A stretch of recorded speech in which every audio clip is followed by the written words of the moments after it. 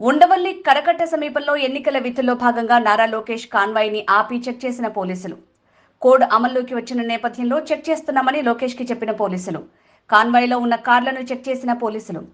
తాడేపల్లిలోని అపార్ట్మెంట్ వాసులతో ముఖాముఖి కార్యక్రమానికి వెళ్తున్న నారా లోకేష్. కాన్వాయ్లో కోడ్కు విరుద్ధంగా ఏమీ లేదని నిర్ధారించిన పోలీసులు. ఎన్నికల నిబంధనలు ఉల్లంఘించకుండా లోకేష్ ప్రచారం సాగుతోందని ధృవీకరించిన పోలీసులు.